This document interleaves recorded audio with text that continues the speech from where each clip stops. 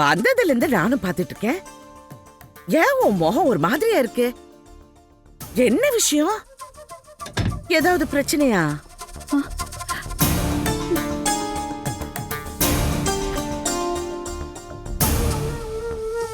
அக்கா,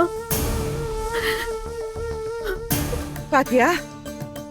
அப்பனா ஏதோ பிரச்சனை இருக்கு. நான் கேக்காட்டி நீயே சொல்ல மாட்டியா?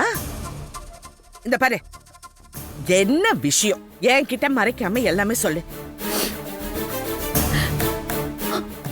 ஐஸ்வர் காணும்க்கா. என்ன?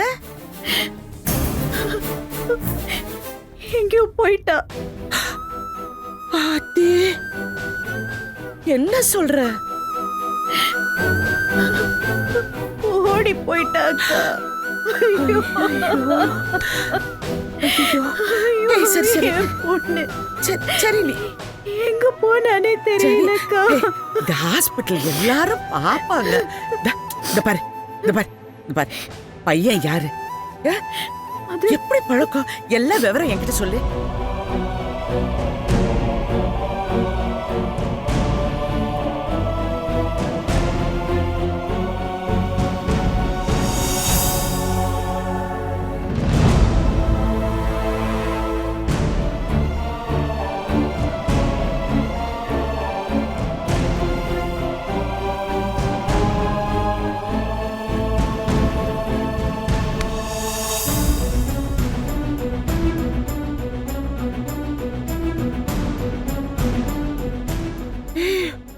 இவ்வளவு தூரம் நடந்திருக்கு.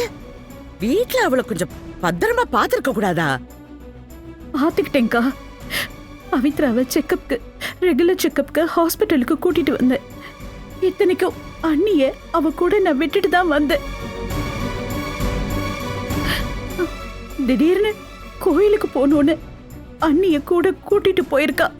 அங்க அவங்க கவனிக்காத நேரமா பார்த்து அவங்கள ஏமாத்திட்டு போயிட்டாக்கா. அது மட்டும் இல்ல, எங்க குடும்பத்தோட முதல் வாரிசு இப்போ குழந்தை பிறந்திருக்கு. அந்த சந்தோஷத்தை கூட அனுபவிக்க முடியலக்கா. காதலுக்கு கண்ணில் என்ன சும்மாவா சொன்னாங்க? அது சரி, தகுதி, அந்தஸ்து இதெல்லாம் பார்த்து வந்து அதுக்கு பேர் என்ன காதலா?